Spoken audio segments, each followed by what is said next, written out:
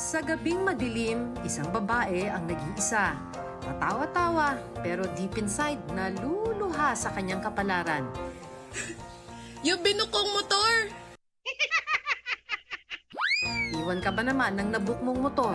Papasok na noon sa trabaho si Maria Martha Argalion. Akala niya nasa likod niya ako umalis! Pa ako nakakasakit!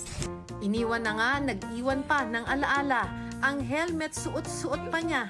Nakakaloka si Kuya. Late na nga raw siya kaya piniling mag-book sa ride-hailing app. Pero pagdating ni Kuya Rider, tila balisa raw ito at agad-agad humarurot. Mabilis sa mga pangyayari. Sa gulat, natulala na lang si ate. Agad niyang minessage si Kuyang Rider para sabihin di siya nakasakay. Kuya! Nagsorry naman ang rider. Ang mahalaga, nakarating si Martha ng safe at tumatawa. Kuya! Nakakatawa ka!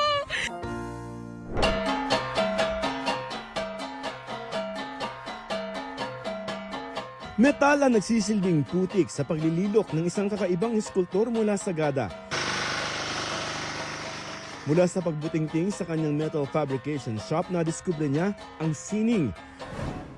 Ang kanyang paglikha may tuturing niya raw na puzzle. Ang bawat pyesa pinagdidikit-dikit sa pamamagitan ng welding.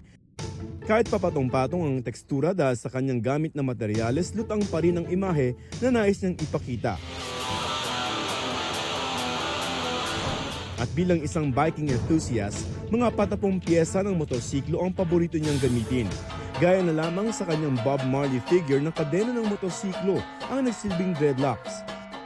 Tagpi-tagping metal din ang kanyang gamit para palabasin ang braso ni Apo Wang-od na puno ng batok. Ang scrap metal na ginagawa niyang obra inaasahan niya ring magiging pundasyon sa kanyang pangarap na art gallery. Ella! Oh, Naglalaba kasi ako ngayon. May nakakulit sa pantalon mo.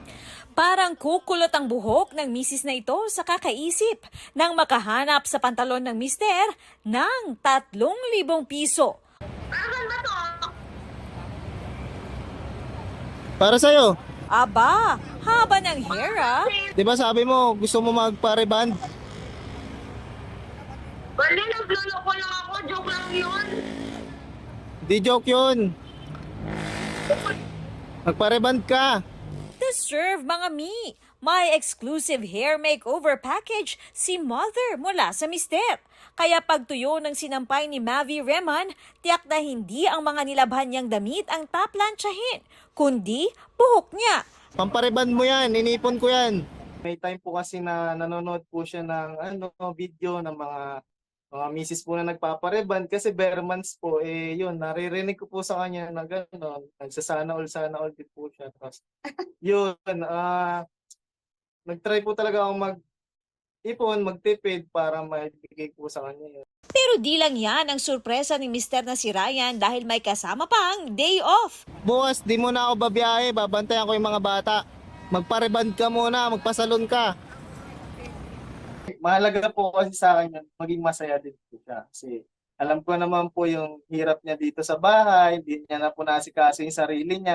4 na taon na raw silang nagsasama. Kaya si Mavi, #blessed na nakatagpo ng gaya ni Ryan.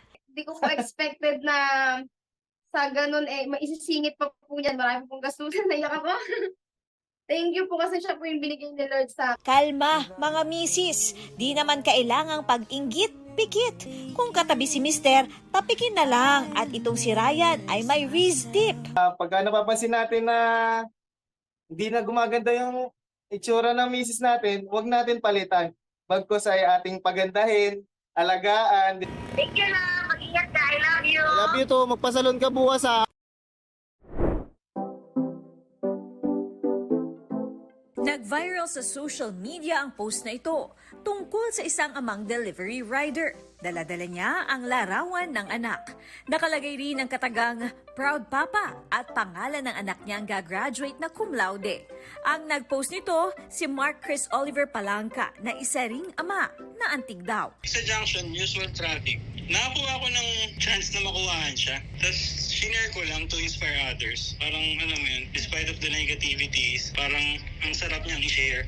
Natuntun namin ang proud papa na si Elmer Malianao sa Antipolo City. Nung malaman ko ho na na-confirm na niya sa akin na cum laude siya, agad po akong nag-isip anong gagawin ko para ipahayag ko sa lahat na cum laude anak ko. Naisipan daw niyang magpagawa ng tarpaulin noong una. Pero gusto raw niya na mas marami ang makaalam na sobrang proud siya sa anak. Kaya nagpa-laminate siya ng mga grad pics nito.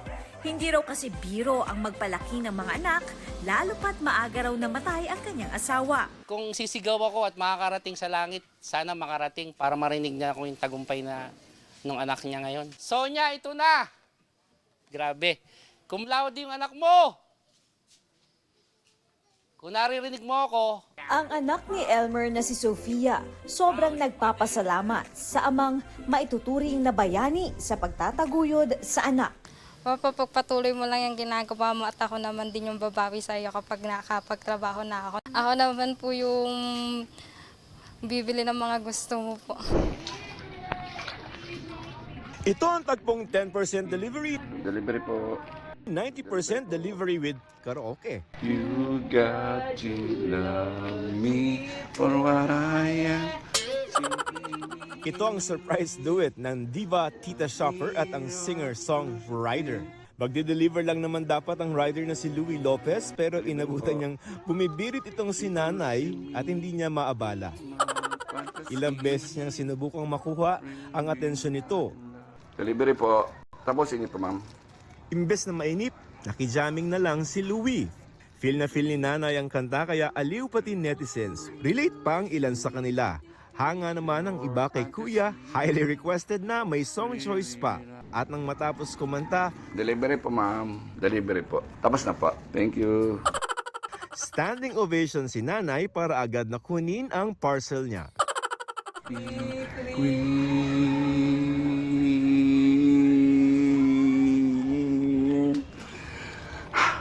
Taas. Delivery po. Yung tagal matapos. Let go. I must be free.